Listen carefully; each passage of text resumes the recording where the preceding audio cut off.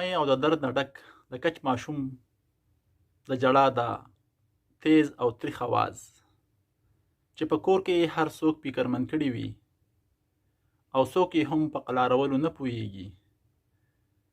د دې عامل څه دی او داسې کوم وجوهات دي چې په داسې کچو ماشومانو کې چې عمر یې تقریبا د 2 هفتو نه والا د 4 میاشتو پورې وي د جړا دا څه وجه کېدی شي. د طب په اصطلاح کې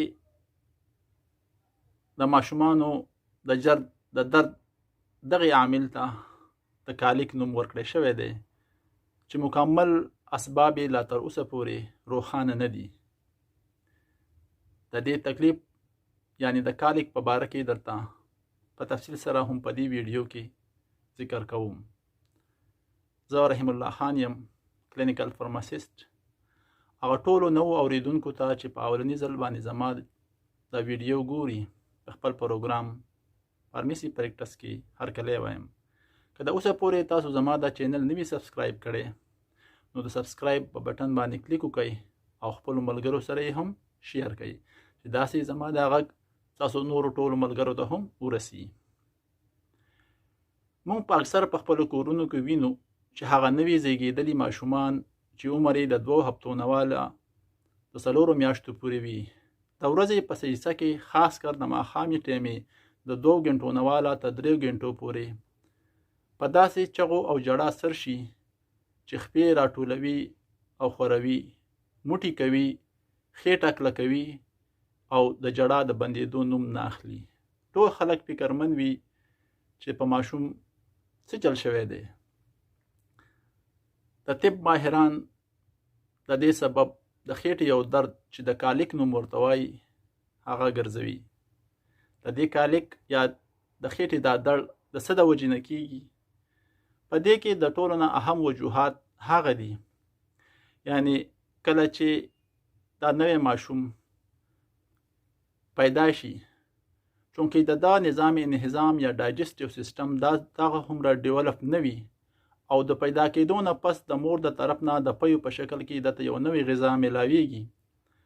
نو د دې وجې نه د په کولمو کې موجود مایکرو فلورا یا هغه بکټیریا چې د خوراک هضموي د هغې کمی وي. بله مفروضه دا ده چې په پیو کې شامل د لیکټوزو د وجې نه د پیدا کېدونکي ګیس د عامله هم دا ماشومان زړېدی شي. په خوراک کې موجود د هغه سالیډز پارټیکلز د ذراتو په وجه او د پروټینو د الرجۍ په وجه هم بعضې ماشومان جاړي.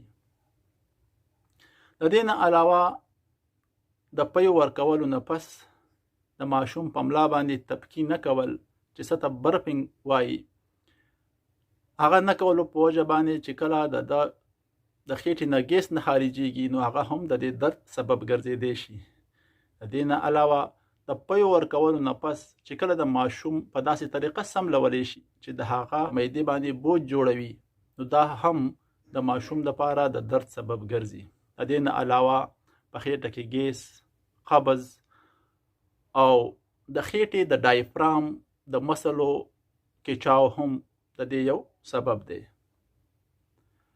سبب که هر څه وي خو تکلیف د دې کچ ماشوم لپاره ډیر زیات دی او کله ناکله موریانې دا کوشش کوي چې په مختلفو روایتي طریقو د دې ماشوم دا تکلیف کمی کړي. هو دغه ټولې طریقې څه حده پورې ډېرې صحیح دي. لکه موریانې کولی شي چې د داسې کچ ماشوم دا تکلیف د هغه سره په خبرو کولو، هغه په غېږ کې د زنګولو یا هغه ته د الله لولو زمزمه کولو سره هم د څه حده پورې د هغه د تکلیف کمیدی شي. خو بیا هم څه داسې طریقې شته او میډیکل فیلډ کې داسې څه میډیسن هم شته که هغه موږ د ماشوم ته ورکو نو څه حده پورې د ماشوم د تکلیف کمیدی شي. تر هغه وخته پورې هیڅ چاله هم د فکر کولو ضرورت نشته تر څو پورې چې د ماشوم ته د تبه د 38 ډیګري سنټیګریډ یا د 100 ډیګري نه سیوا نه وي، 100 ډیګري فارنهایت نه سیوا نه وي، د دې ماشوم باندې د خېټې خراب نه وي یعنی د سونه فی نه وي یا د وینې نه ځي نو داسې دا جړه د هیڅ فکر سبب نه ده پکار، ځکه چې 3-4 میاشتې پس به دا پخپله هم د وخت سره ختمیږي. خو بعضې هم ډاکټران د دې ماشومانو د علاج دپاره مختلف قسمه ادویات لیکي چې په هغې کې لیکټوبیسیلس ډیوټیري دا پروبایوټیک دا هم ورکولی شي. د دې نه علاوه سیمیتیکون ډراپس هم ورکولی شي، او یا داسې هربل ریمیډیز هم شته چې په هغه کې فینل سیډز یعنې د سومپ په ګرمو اوبو کې استعمال هم د ماشوم د دې درد تکلیف کمولی شي. مور له پکار ده چې هم هغه څه داسې خبرې دي چې د هغې خیال وساتي، نو د سحده پورې به د ماشوم د دې درد د تکلیف کم شي. موریانې کولی شي چې ماشوم له په ټایم باندې پی ورکوي، هغې له د وارم بات یا د شپې په ګرمو اوبو باندې د هغه د خېټې انځلو سره هم دا درد تکلیف کمیدی شي. د دې نه علاوه ماشوم سره آی کنټیکټ یا د هغه سره خبرې کول هم د ماشوم د دې درد دا تکلیف کمولی شي. څنګه چې ما تاسو ته ذکر وکړو چې داسې دوايانې هم شته چې د ماشوم د دې درد لپاره استعمالیږي، په هغې کې د سیمیتیکون ډراپس هم دي. خو د دې نه علاوه 30% یعنې هایپرټانیک ګلوکوز سالوشن هم د ډېر حده پورې د ماشومانو دا تکلیف کموي. د ټولو نه اهمه خبره چې زه تاسو سره شیر کول غواړم هغه دا ده چې بعضې موریانې د ماشوم د جړا د تکلیف د هغه بې ارامي ګڼي، او د دې وجې نه هغوی داسې دوايانې لکه د خواب اور دوايانې استعمالوي چې په هغه کې پرومیتازین چې د پنرګان په نوم یادېږي یا پینو باربیټال هغه د کچ ماشوم له ورکوي. هرګز داسې دوايانې کچ ماشومانو ته د دې مقصد دپاره نه دي ورکول پکار. امید لرم چې د نننۍ موضوع به ستاسو خوښه شوې وي.